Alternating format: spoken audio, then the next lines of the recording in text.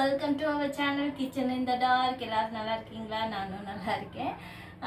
Chicken gravy பண்ணி பார்த்துட்டு அந்த சிஸ்டர் வந்து சூப்பர் சிஸ்டர் அப்படின்னு கமெண்ட் போட்டிருந்தாங்க. ரொம்ப ரொம்ப தேங்க்ஸ். நல்லா வரவேற்பு கொடுக்குறீங்க நம்ம சேனலுக்கு, அதுக்கு ரொம்ப தேங்க்ஸ். இன்றைக்கி நம்ம என்ன பார்க்க போகிறோன்னா பால் கொழுக்கட்டை செய்ய போகிறோம். Easy and simple recipe. அதுக்கு என்னெல்லாம் தேவைன்னு வாங்க வீடியோக்குள்ள போகலாமா? என்னெல்லாம் தேவைன்னு பார்க்குறதுக்கு முன்னாடி ஃபஸ்ட்டு நம்ம அடுப்பை பற்ற வச்சு சுடு தண்ணி வச்சுக்கலாம்.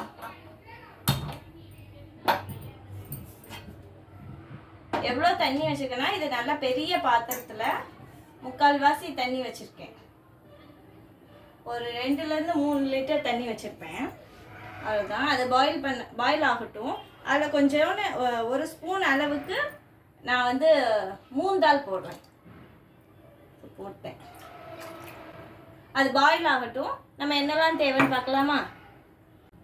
1/4 கிலோ அரிசி மாவு எடுத்து வச்சுருக்கேன். அதுக்கப்புறம் இது 1/2 கிலோ வெல்லம் பொடிச்சு வச்சுருக்கேன்.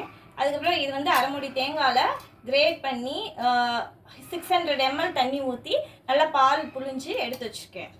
இது மாவு உருட்டி போடுறதுக்கான பிளேட்டு. சுடு தண்ணி மாவு பிணையிறதுக்கு வச்சுக்கிறேன். அப்புறம் உப்பு, அப்புறம் கொஞ்சம் ஏலக்காய் நுணுக்கி வச்சுருக்கேன் உரலில். ஸோ எப்படி பிணையலான்னு பார்க்கலாம். மாவு கூட கொஞ்சமாக ஒரு பிஞ்ச் அளவுக்கு சால்ட் போட்டுக்கிறேன். கொஞ்சமாக போட்டால் போதும், ஒரு நிறைய போட்டுறாதீங்க.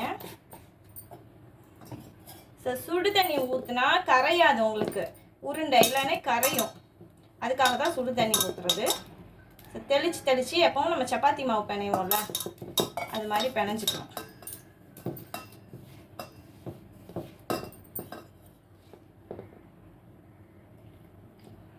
வெதுப்பாக வச்சுக்கோங்க, நிறைய சூடாக இருந்துடாமல், அப்புறம் வெந்துடும் மாவு.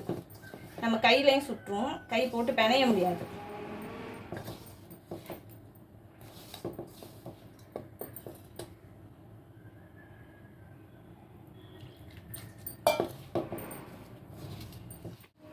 ஸோ நல்லா பிணைஞ்சிட்டே பாருங்க, சப்பாத்தி மாதிரி உருண்டையாக வந்துருச்சு பாருங்க. தெளிச்சு பிணைஞ்சோம்னா இப்படி வந்துடும் மாவு. சப்போஸ் நம்ம தண்ணியை எக்ஸஸாக ஊற்றிட்டோம்னா கொலன்னு ஆயிரும், நல்லா இருக்காது. சரி, நல்லா உருண்டையாக உருட்டியாச்சு. நிறைய மாவு போட்டிங்கன்னா இது மேலே ஈர துணி போட்டுக்கோங்க. இது கொஞ்சமாக எடுத்துட்டு இப்படி உள்ளங்கையில் வச்சுட்டு இப்படி ஒரு பால் மாதிரி உருட்டிக்கலாம். இல்லைன்னா அப்படியே நேராக வச்சு இப்படி தேய்ச்சிங்கன்னா ஒரு நீள உருண்டையாக வந்துடும். எவ்வளோ திக்னஸ் வேணும் அப்படிங்கிறது நீங்கள் உங்களுக்கு பொறுத்து. நான் இவ்வளோ திக்னஸில் போட்டிருக்கேன். பெரிய உருண்டையாக வேணும்னா பெரிய உருண்டையாக போட்டுக்கலாம். இல்லை குட்டியாக எனக்கு வேணும்னா குட்டியாக போட்டுக்கலாம். என்ன ஷேப்பில் பண்ணால் குழந்தைங்க விருப்பப்படுவாங்களோ அப்படி போட்டுக்கலாம். சரியா? இப்படி இந்த மாதிரி உருட்டுங்க. ஸோ நடுவில் வச்சு உருண்டையாக உருட்டிட்டு அப்படியே நீளமாக இழுத்திங்கன்னா அது நீளமாக வந்துடும். நான் நீள உருண்டையாக போட்டுட்ருக்கேன். சரி, இடையில கொஞ்சம் பால் அந்த மாதிரி போட்டுக்கலாம். வித்தியாசமாக கொஞ்சம் நீள உருண்டையாக போட்டிருக்கேன். ஸோ உருட்டிட்டு என்ன பண்ணலான்னு பார்க்கலாம். அது பாயில் ஆகிட்டுருக்கு, தண்ணி பாயில் ஆகி முடிக்கட்டும். அப்புறம் தான் நம்ம இந்த உருண்டையை உருட்டி போட முடியும். So உருட்டிக்கலாம் first. ஸோ 3 தான் நல்லா வெந்துருச்சு. நான் உருண்டை நல்லா உருட்டிட்டேன் பாருங்கள். நல்லா நீளமாக பாலாகவும் போட்டிருக்கேன். ஸோ அதை கொஞ்சமாக இதில் சேர்த்துக்கலாம். மீடியமாக வச்சுருக்கேன், கொஞ்சமாக போடலாம்.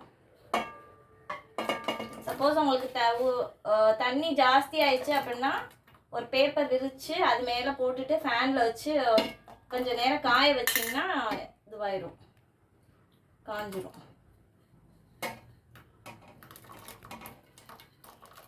ஃப்ளேம் கம்மி பண்ணிட்டு தான் போடணும். நம்ம உருண்டை குழம்புல உருண்டை போட்டோம் பார்த்தீங்களா, அது மாதிரி.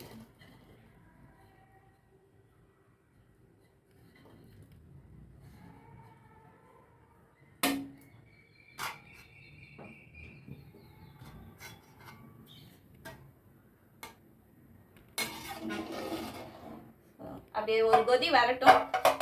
ஸோ கொதி வந்துருச்சு. உருண்டெல்லாம் நல்லா தனித்தனியாக வந்துருச்சு.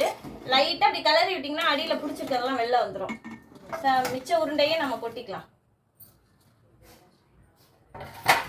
ஸோ அதே மாதிரி இதுவும் ஒரு கொதி வரட்டும். கொதிச்சோடனே வெல்லத்தை போட்டுக்கலாம். நல்லா வெந்துருச்சுன்னு நமக்கு எப்படி தெரியும்னா, அது வெந்துருச்சுன்னா தான் மேலே அப்படியே மேலே வந்து மிதக்கும் உருண்டெல்லாம். ஸோ மூந்தால் வேற போட்டிருக்கோமா, அதனால் அடி பிடிக்கும். நம்ம நல்லா கிளறி விட்டுக்கணும். ஸோ இந்த வெல்லமெல்லாம் நான் போட்டுக்கிறேன். பார்த்து போடுங்க, தெரிக்கும். ஸோ எல்லா வெல்லமும் நான் போடல, ஓரளவு போட்டுட்டு ஒரு 2 கைப்பிடி அளவுக்கு வச்சுருக்கேன். இது பனை வெல்லம்னு சொல்லுவாங்களா, இந்த மாதிரி வெல்லம்.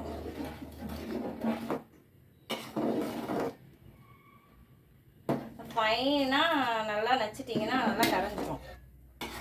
நல்லா எலாபரேட்டாக நான் ஃபுல் வெல்லத்தையும் கொட்டிட்டேன்.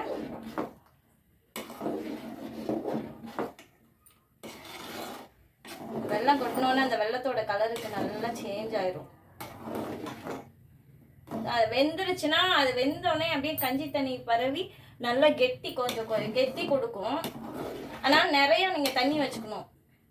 பச்சை தண்ணி சேர்த்தா அது சரி வராது. தண்ணி வைக்கும் போதே கொஞ்சம் கூடவே வச்சுக்கோங்க, இல்லைன்னா சைடில் சுடு தண்ணி வச்சுக்கோங்க. கரையுது. நான் ஃபைனாக எல்லாமே நச்சுட்டேன், அதனால ஈஸியாக கரைஞ்சிருச்சு. அவ்வளோதான். நம்ம தேங்காய் பால் ஃபுல்லாக ஆட் பண்ணிக்கலாம். சரி, 1/4 கிலோவுக்கு எவ்வளோ கிடச்சிருச்சு நமக்கு பாருங்க.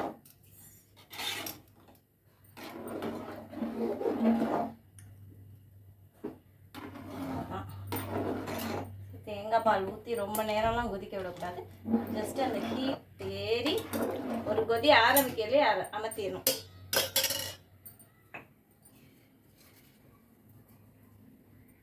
ஏலக்காய் போட்டுக்கிறேன். ஒரு 4 ஏலக்காய் பொடி பண்ணி வச்சிருக்கேன்.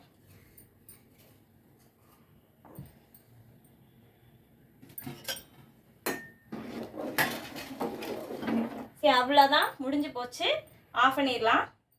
சரி, நான் சாப்பிட்டு காட்டுறேன் எப்படி இருக்குன்ட்டு.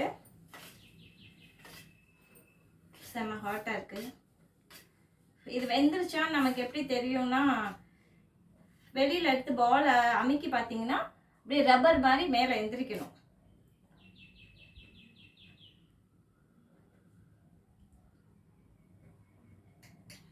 இனிப்பு எல்லாமே கரெக்டாக பர்ஃபெக்டாக இருக்குது. மூந்தால் போட்டது எதுக்குன்னா, நம்ம அந்த டேஸ்ட்டுக்காகவும் ஒரு கெட்டித்தன்மை கொடுக்கறதுக்காகவும் தான் நம்ம மூந்தால் போட்டுக்கோம். ரொம்ப போட வேணாம், கொஞ்சம் போட்டால் போதும். நீங்களும் செஞ்சு பார்த்துட்டு எப்படி இருக்குன்னு சொல்லுங்கள். நெக்ஸ்ட் வீடியோவில் பார்க்கலாம். டாடா, பாய்.